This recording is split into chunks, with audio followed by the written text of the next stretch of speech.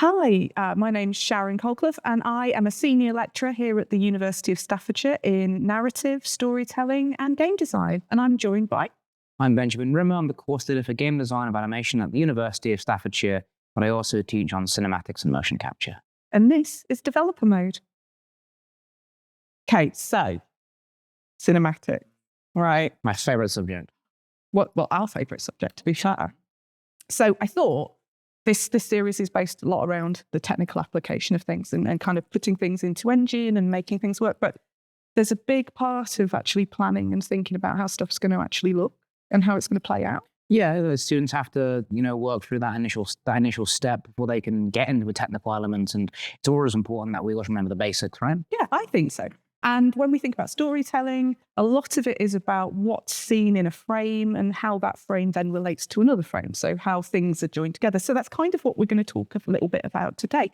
So on screen, hopefully you can see, we're talking about the idea of coming from a script through to actually getting something together to start actually putting into engine and seeing how that all works together. So one of the sort of the basics, or one of the kind of the initial things, is when we think about something being cinematic. Ben, what do you think that means? Like, what does cinematic mean as like if you had to kind of go, oh, that's really cinematic? Yeah, I think it's quite abstract, and it's sort of difficult because everyone's got a different, perspective on what they think is cinematic. But, for me, when I think what is cinematic, I think Blade Runner. I think that, kind of foggy town, the build-up, the long opening shots, establishing shots, things that really hold for a long time, because I like world building, I like that kind of element. So for me, that is cinematic because it helps immerse you into the storytelling. But if I were to ask one of my students, they might say that, big multiverse Marvel is cinematic, and it's subjective, right? It is. It's very interesting. So, what is cinematic to you? So cinematic to me is partly that. It's that scale. So when we think cinematic, we go, oh, scale, something big, something kind of, like you say, that immerses you in a world. But for me, it's also the push and pull of the camera, the shots we choose, and the way that the camera and the sound support storytelling. That's cinematic as well. And that's kind of what we're going to dig into a little bit today. All the elements that come together. That come together to tell us what's going on screen. And environmental storytelling can be a part of that as well. A little bit like that, immersing into a landscape and kind of feeling a part of things. But it's about kind of how it all joins together. And it's kind of what I thought would be good to talk about today. Yeah, excellent, cool. So we've got slides because when you're talking about visuals, I think Ben and I are on the same page. We can sort of see that in our heads. We're kind of there. But it helps to be able to see something to kind of illustrate it a little bit. To paint the whole picture. Yeah, absolutely. So one of the first things we think about are the shot types, like how we're going to show off our character. So when we think about like building a sort of a cinematic or a cinematic world, in a lot of cases, the same as with film or TV or whatever it might be, we focus upon a figure. Now, it doesn't have to be the human figure. Like film, normally it is a human figure, but it could be a robot, it could be a car, it doesn't matter. But we focus in on something that takes us through the story that we kind of join up with, and we go through that world with them. And the way that we think about shot types, it's an easy way of kind of breaking it down is to think about the human body. So I've got a little mannequin on screen. We can go from the furthest away to the closest to. So a long shot is the full figure, and that's really good for sort of showing someone in action, running, walking, seeing them within their environment. Medium long shot, also called the cowboy shot. I know you like a cowboy shot because cowboy shots, the little swingy doors in westerns. So we see that.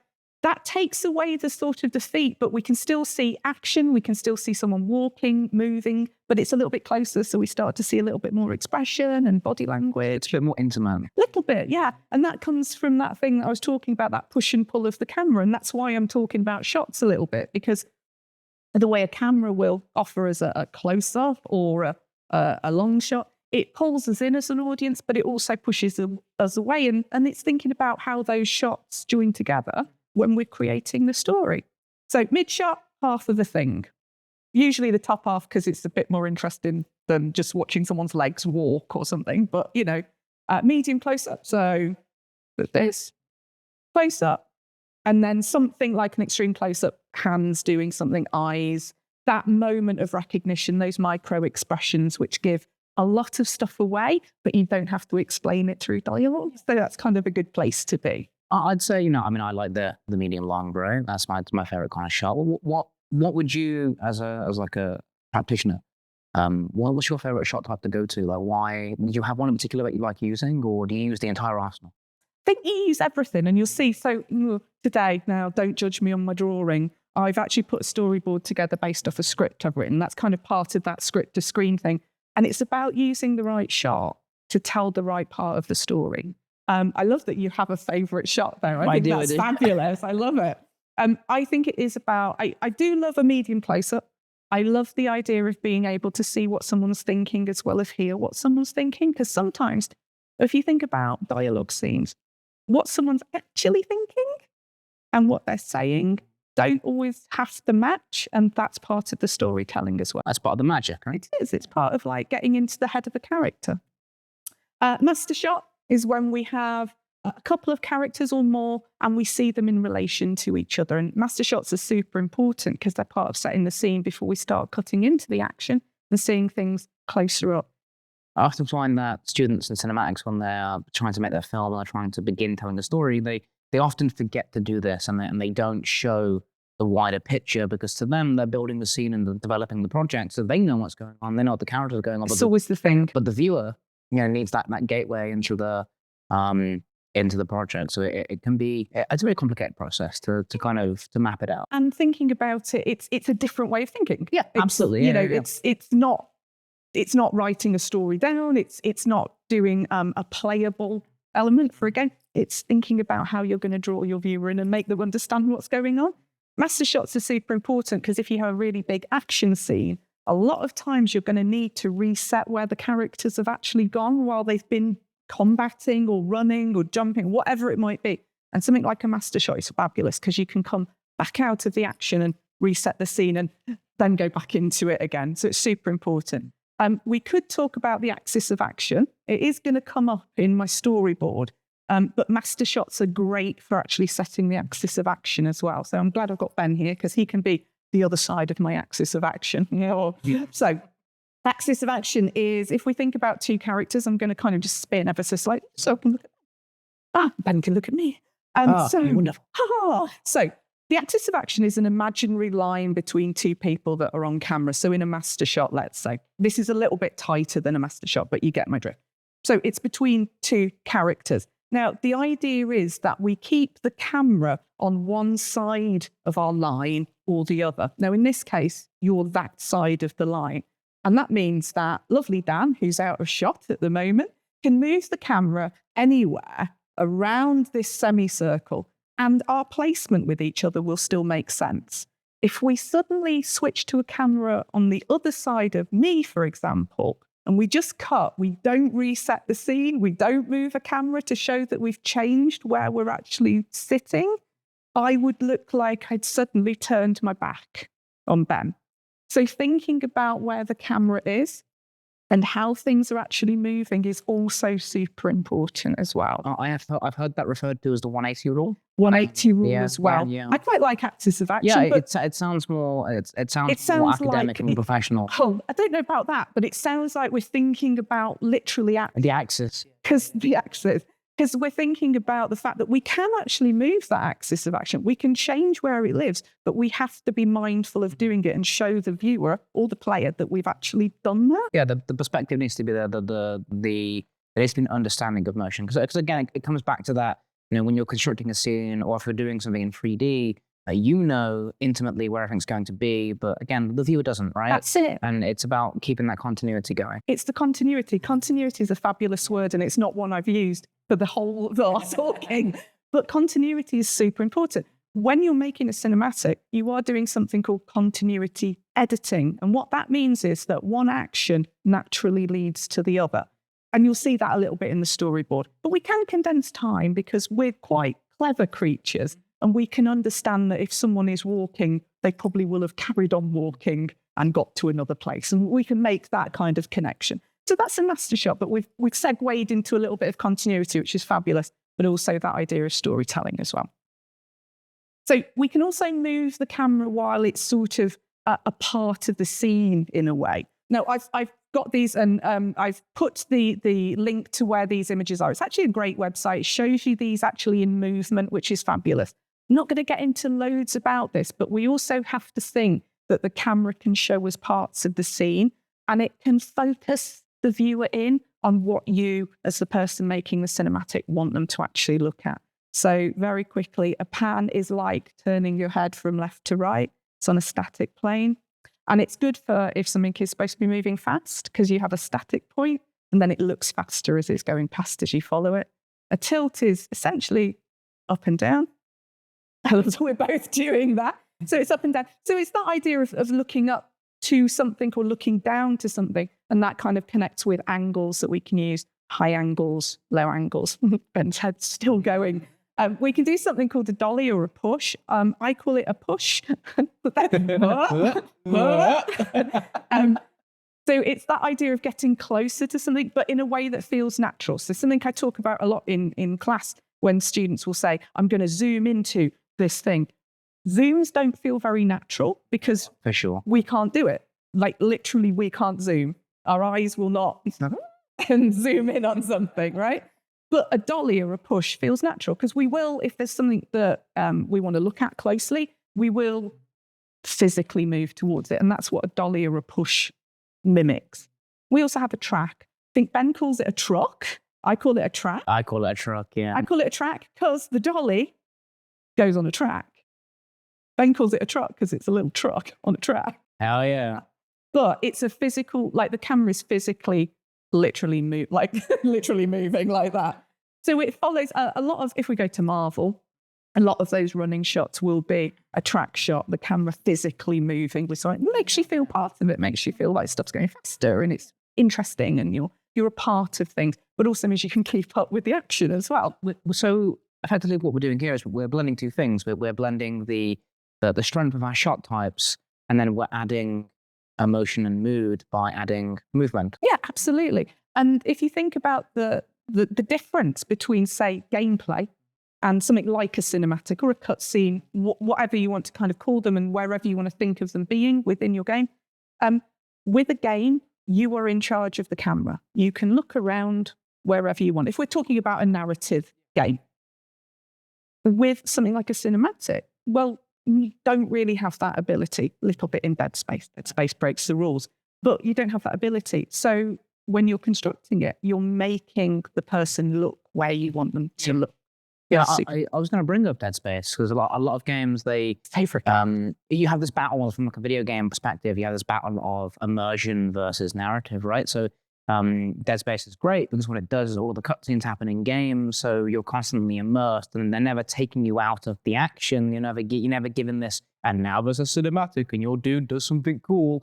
You witness it all in game. The game never pauses, so it keeps the horror going. Absolutely. Right? But if you look at like Gears of War, a lot of cutscenes happen. They had in-game events happen, and they had cutscenes. And what they would do is they have this little icon would appear, and you could hold Y, and it would pull the camera towards something happening because they want to show, hey, look, this building is collapsing or this thing is happening. But there's still that disconnect. There's still that, like, you have to do something to get into it. Whereas, if you look at Death Stranding, for example, which is a highly cinematic game, in that they have beautiful cutscenes, but again, they're cutscenes, and it's more like a cinematic experience. So, I suppose it's what experience you want to give the player or Absolutely. the viewer, and we have countless ways of altering that and changing. But it's about making sure that if it's something super important, then the player is made aware of it. Yeah, so Death Stranding does it fabulously by kind of taking that away from you, and you will watch this cutscene or this cinematic. But also the idea of Dead Space, being able to still be in the environment, but get that information, super important. So what we can also think about when we're putting together how this narrative is going to unfold and how it's going to look for us, this is very like a gallop through cinema and cinematics and how we put stuff together. This is not a definitive list. There's loads of stuff going in here. They have got something in here as a treat for Ben. Oh, a treat. Treat. Yeah.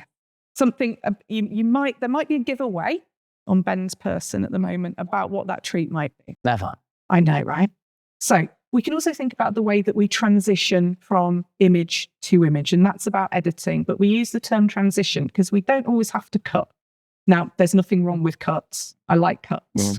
Cuts are good, right? And when you see my storyboard, I cut, okay? I do. But I know. But there are other ways to get from shot to shot. So hopefully on your screen, these are just from Bordwell and Thompson's film art. It's really good because it gives you stills and just shows you how these things look. We can do fade ins and fade outs. Fade in usually from a back screen into an image, fade out the reverse.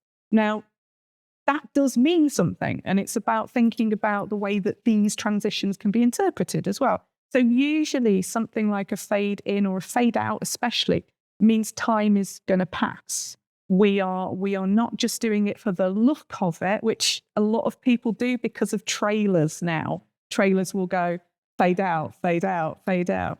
With and it adds to the drop with the drone. Yeah. Yeah. And I understand why a lot of students will then look at that and go, oh, well, that's how you make something look really cool. And that's cinematic. Yeah. But you're missing the idea of shots and the way that we get from shot to shot and the camera movements like we've just discussed. They have meaning, and the way that we interpret them kind of adds to what we're doing in the cinematic.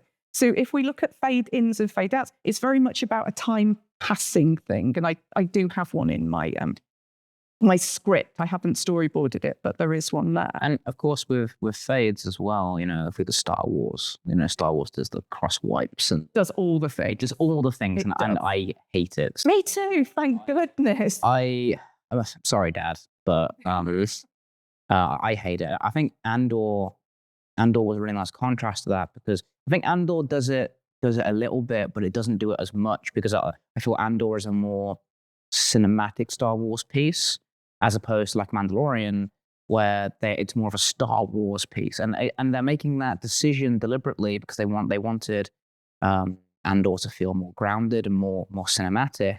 And then, well, okay, here's me using the word cinematic subjectively. It's more serious and grounded, whereas Mandalorian is more of a Star Wars kind of hero story, and just visually, even down to the way they're using transitions, it's completely different, and it creates that tone. Am I correct in anything? I would say so, absolutely. And something just to connect back to Star Wars and why they use those wipes and those transitions, which are so iconic for the film, but also very different to what we used to, is that George Lucas was looking back to cinema where they used to do a little bit of a story every week.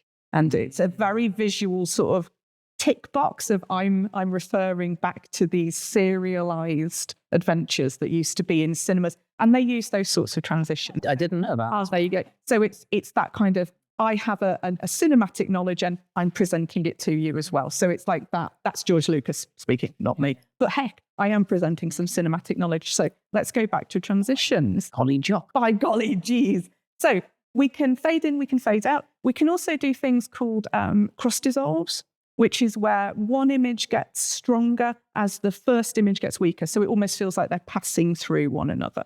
And that's an idea about changing a temporal or a geographical location is a good way to do it. But another thing that works very well, I'm going to just skip on past this, is a graphic match. And this is Ben's treat. Yes, what a reward. Oh, but what we can do is we can also think about how we're going to get from one shot to another, even if sort of they're not really connected. So in this example, we've got the woman's face giving us the curve of a planet. And we cross-dissolve through this and we get from one to the other. So we've got something that's a graphic match because the curvature roughly matches, but we've also got the time to take it in because we're doing cross-dissolve.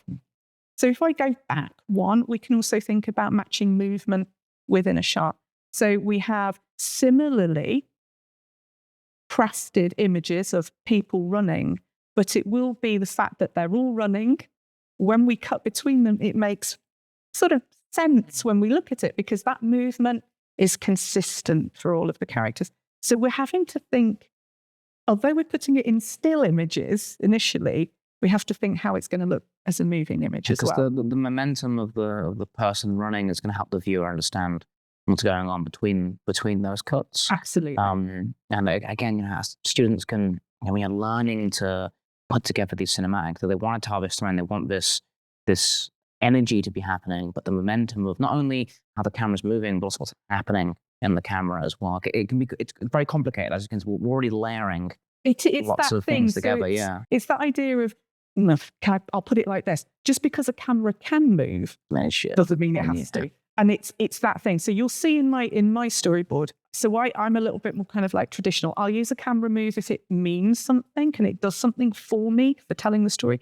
But in a lot of cases, I will let the movement in the frame do the heavy lifting for me. Yeah, I would approach it the other way around. I like to have a moving camera because I like it to feel fluid. Interesting. And it's a totally different approach, right? But both work and both have a different tonality that it provides. It's really interesting that you approach it from you want the character's momentum to mean something, and you want because I come from more of a performance background, so more of a directing background, and it's about what the actor is giving me in frame, and I want to deliver that and use the cinema to support it rather than having the camera almost dominate. That's not to say that your approach does that, but sometimes it can. Absolutely, yeah. So it's that balance. So somewhere between Ben and I, there's a bit of divide. There's perfect. No, I was going for perfection.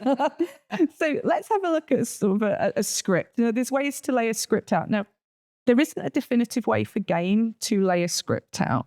If you're just doing something for elements of voiceover or just dialogue, there's a way to sort of shape it where you're giving your actor breaths and tonality. And that's why we like using real people, because they give intention and emotion, like all these things that you can kind of bounce off and direct and kind of explore. I know Ben talks about it in class, and that idea of having your actor read the line as you've written it and then letting them just explore how that line might hit. Having seen how, if you've got an actor taking part of a role, you want them to express that and you want them to explore it. And it's the human element of it. And sometimes that can really make a scene magic. There's so many scenes in films where actors have done something by accident, or the director thinks it's funnier a different way, or, that bit in Lord of the Rings where he cooks the helmet and it's hot when he did that. But, those kind of things where it adds uniqueness and it adds humanity to the project. But ultimately, as long as the director still gets the way that it's written, because some directors can be very picky about that, can't they? I mean, really picky. So if you look at someone like David Fincher, they will do like 90 takes to get something exactly how they want it to be. And I know you're not a fan of that, but sometimes it's about the process. Exactly, yeah. It's a necessity. It is sometimes. And I suppose if you sign up for a David Fincher film, well, you maybe know you're going to be doing 90 takes potentially. But I think it's kind of cool. Oh. So I've written a script. What you'll notice, let's not get into it because I did it very quickly, but it's brilliant, obviously. Absolute. Stunning script. But what you'll notice is the way it's laid out. Nothing is centered. You will notice that. Stuff is indented. And the reason it's laid out like this is following a cinema format, a film format for script writing. And essentially, if you think about working with actors and you think about kind of, if you were actually, even doing mocap would work really well with something like this. Because what it does is it sets the scene and it also gives intention to what the actors are actually doing. The reason it's laid out like this is it's just easier to read. So the actions and what the characters are doing are split out from who's speaking and when they're speaking. So it's that idea of just, this is a type of layout. It's an easy to read one. It's one that's basically well accepted by industry, but there are other approaches that can be taken. So it's not a definitive thing. It's just, this is what I'm used to. So this is what I wrote. I like that the layout and the formatting is designed to be easy to read. That's the whole idea. Yeah, I think that's really cool because it allows the actors to just look at it and get on with it. And there's no, you haven't got to like dissect what you're looking at. No, or dig and find where your lines are. So that's really interesting. Yeah. So the reason I wrote a script is to give me something to jump off to with my storyboard, right? I could have just made it up, but this way we're relating it back to something. So it kind of makes a little bit more sense. So I did 3 pages of script. So setup is, you can kind of see it on screen. Setup is I've set it in the 80s. I've done this intentionally, so we don't have cell phones. We don't have anything where we can do easy connection with people. That means that my character, Jessie, is going to have to go to the house to get help. You'll see what happens within it. The idea being that I've set this as kind of the gateway to actual gameplay. So at the end of this whole sequence, we would end at the back of the property of the house. There we go. She looks out into the yard, and we would go into gameplay and start our exploration. The way I've designed this is that the idea is that there is some environmental storytelling going on in here. And I'm hoping you're kind of reading this as I'm chatting about it. Ben is definitely reading it as we're chatting about it. And that idea that I am setting up expectations for the player in terms of maybe what's going on narratively and potentially what's going to then happen in terms of what they will need to do in the game. So we have our setup. It's night. We have a driving scene. We have a small kind of bit of back and forth in the actual car itself. And then we have a little crash, and that's pretty much where we end, right? All making like definite sense so far. And you'll see that what I've done, and this is something that comes up quite a lot. So sometimes there will be sequences that you're creating that don't have dialogue. Now I've put dialogue in. I've also put some stuff in music, which has some connection to what's happening as well, if you know the songs. And I've also put a DJ voiceover in. So we're starting to get some context without Jessie having to do that weird thing of talking to herself, which is just odd. And I mean, I talk to myself, but not that much. It's not for exposition purposes. It feels really off-putting when the character, they get in the car, and it's like the character's visibly stressed, and they sit down, and then they start saying, "We gotta get the kids. I'm really stressed, and I'm going to be late for work." And it's like, you don't need to say these things, because if your storyboards are put together well, which I'm sure we'll see. My drawing. But, if you've planned for it and the scripting is there, and if you have considered these things, you should be showing this, and you shouldn't have to be telling. I mean, anime is, as much as I love it, atrocious for that, because they will literally just say what has just happened, and it's just bad writing if you have to do that. If you need the character to verbalize what's just happened, to describe, to help the audience follow, then you've done something not wrong. Quite right in there. Yeah. So you'll also notice that I've done some scene setting in here, and that's where I was coming from with the idea of maybe not having dialogue in a scene. Scripts are still super useful because they can set the scene. So as an example, scene 4, I set the scene in the Higgins house. I set it as, things are a bit strange, a bit weird, because everything's set up for a family event, but no one's actually there. So we start building questions, but I've given enough information that we could, realistically, I could give this to Ben, and Ben could go into Engine and design a scene which would reflect this. It might not be absolutely my vision, but that's kind of part of the process, part of the pipeline. It's creating tonality. It creates that. It's enough to work on. And then you can have that back and forth and say, well, actually, it needs to be like this, or the lighting needs to change. Absolutely. Now, what you'll notice is I haven't got into anything with camera in here. If I'm writing a script, that's not my job. The camera comes when we bring this into a storyboard and we start thinking about how this would play out. Because I'm the script writer in this instance, and the director doesn't really want me telling them what shots to do. But what we can do is we can give some intention within the script. So at one point I have Jessie leaning over to the radio, and that would suggest a shot, maybe a shot change or a camera movement with Jessie. Or a cut. Or a cut. Shot change. I know, right? Gasp. Shot horror. Right. Important to note, I'm not a professional artist. It doesn't matter, because all that matters is the intention behind the storyboard. And this is sort of why I thought it would be useful if I didn't use something that was already on the internet and kind of just bring it in and go, hey, this is how this is. Look at how brilliantly this storyboard goes to screen.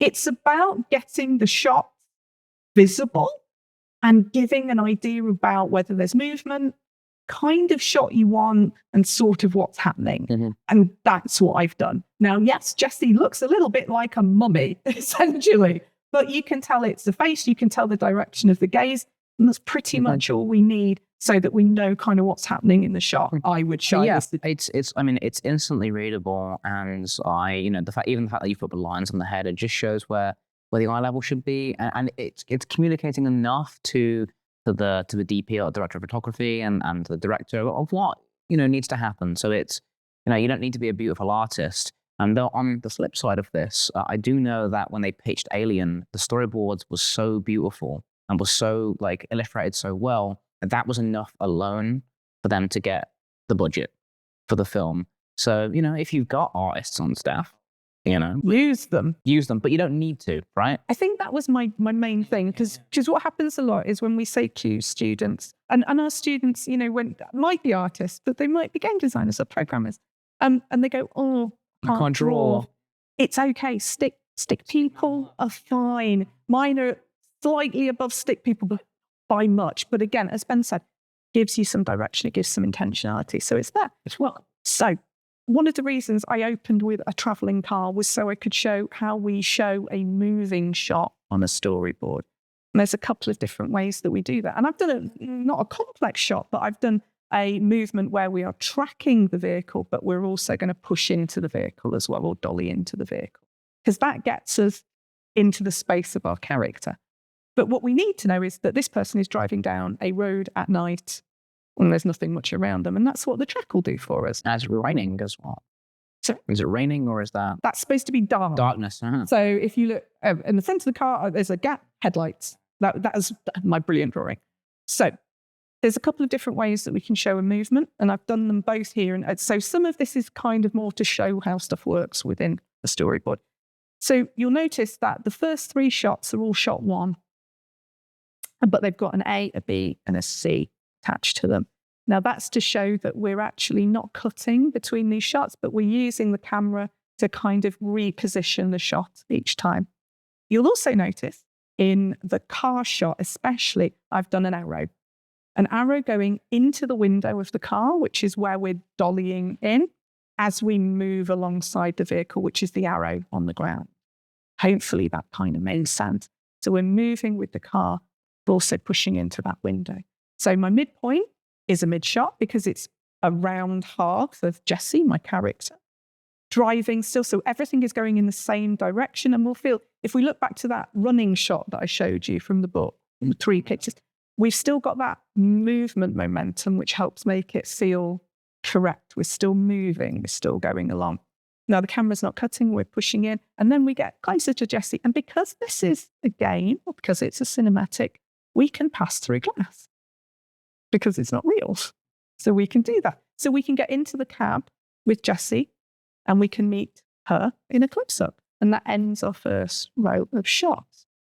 These first shots as well, what else it's doing is that it's displaying to the technical team, well, now we need a car and we need the camera riggings to be set up for the car. And we need to think about how we're going to have it follow the car and do a push at the same time. So it's also providing almost like a bit of a heads up on like budgetary needs as well. Absolutely. Yeah. And people can start thinking about, well, how are they going to do this? Are we going to be in a virtual studio to do it? Which actually, very cost effective to do. Yeah. Or are we going to actually go on location and work this out? Or rent a car. Buy a car, and work out how this is going to work. Wreck a car soon. But buy a car. Okay, Nolan. Yeah, I'm Fincher Nolan territory. That's me. So when we've got into the vehicle with our character, we then cut. And I love a cut. So because we've already got music happening and I've specified it, we can hear girls just want to have some fun. Then we look to the radio because the DJ is going to speak. And that kind of makes sense. We kind of start looking at the geometry of the car and figuring out where stuff is. Now, none of it should be a shock because you kind of know where the radio sits in the car. But we can have that cut back and forth. So we've got reactions. We've also got the idea of Jessie getting into the song that's going to happen and turning up the volume of it as well. And again, it all just makes sense. You can see there's a directionality. Jessie is looking down towards the radio. This is going to be important a little bit later on. Dun, dun, dun. The plot thickens. So back to Jessie singing. Now I've connected, although we're not cutting and the camera's not really moving, I've connected these 2 shots, 5A and 5B together because it's really important that she looks down and we capture that. This is because, shock horror, the radio is on its own. But we kind of want to see that because it's a weird thing. Remembering we're in the 80s, this isn't digital, this is like pretty analog stuff. So something happening where dials are moving on their own, that's really weird and strange. And we want to show that within the actual frame, kind of to start understanding that actually, stuff is a bit weird and a bit strange. There's my shocked face.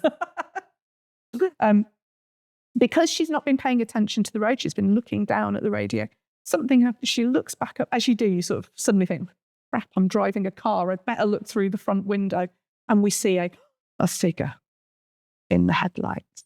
And what do? We try and avoid the figure. So we pull on the steering wheel. Now, this is America. I've set it in Ohio because I wanted flat country where it was reasonable that there would be a house, but there'd also be nothing much else around it. That beautiful American landscape. That idea of just flatness but space as well, because I don't want there to be 16 people in a row of houses like you might get here who could run out and help. I don't want her to be helped. I want her to go into the house. You want the drama. Yeah, I want the drama. It's very important. Muy importante.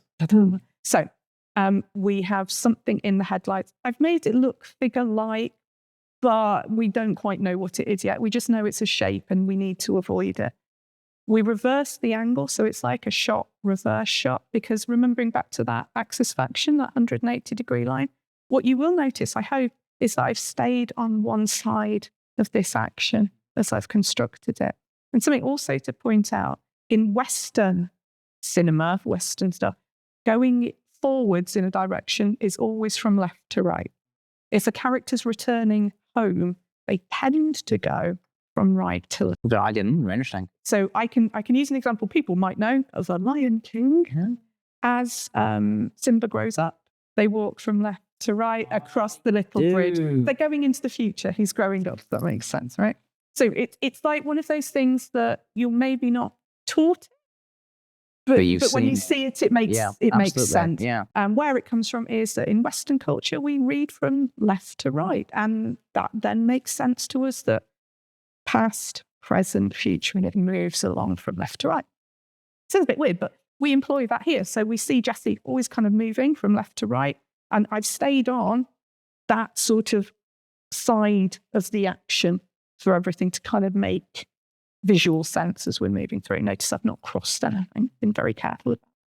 Hard left, we are in America, so we are on that side, and we have to go across to avoid this person. Okay. So I've put a little arrow in to sort of show what's happening. I've done, the guy who drew Deadpool doesn't do feet. I'm not doing hands. They're hands, little hands on this steering. So what I've done is, for people at home, I've broken this down into a little bit more action. And then it's really thinking about how we might show the next shot. So if we go back to the script very quickly, I'm going to ask you, Ben, what we might show to just get us from what happens next. Does that make sense? Yeah, absolutely. So you've got the exciting bit. I mean, relatively speaking. So she's pulled hard in the wheel.